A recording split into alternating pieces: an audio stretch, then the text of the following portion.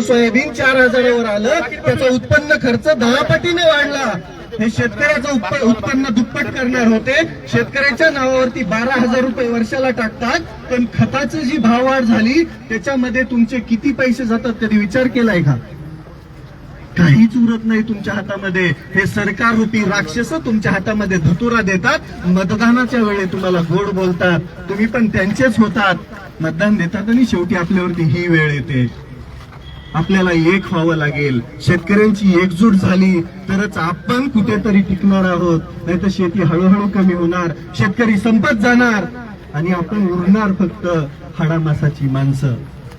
शेती वाहून गेल्यानंतर 20 आणि 22,000 रुपयामध्ये गाय टाकणं होईल का त्याच्यामध्ये? आणि काय मागितलं या सरकारला? अरे 70,000 कोटींचा महामार्ग बांधायचा आहे ह्यांना, ज्याच्यावर गाड्या जाणं पण मुश्किल होईल. 20,000 कोटी त्याला द्यायला आहेत, पण सरकारकडे शेतकऱ्यांसाठी काही मागितलं की हे 9 लाख कोटी कर्जाचं ढोंग करतात आणि वरतून फुशारकीनं म्हणतात पैशाचं सोंग करता येत नाही.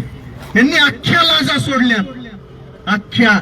यांच्याकडे 5वी बहुमत आहे म्हणून हे माजलेत आणि या माजलेल्या भाड्यांना आपल्याला धडा शिकवावा लागेल. स्वरूपी मंगलदादाच्या पाठीमागे असणार, शेवटपर्यंत लढणार. जोपर्यंत शेतकरी सन्मानाने जगणार नाही, जोपर्यंत शेतकरी उभा राहणार नाही. शेतकऱ्यांशिवाय या देशाचं काहीच होऊ शकत नाही. ज्या भारताला कृषीप्रधान देश म्हणतात त्याची कृषी बी गायब झाली, प्रधान बी गायब झाला, पण बांडगुळ उरलेत जे सत्तेवरती बसलेत. यांच्या बुडाला अशी आग लागली पाहिजे, धनाधना जाळ लागला पाहिजे या शेतकऱ्यांचा.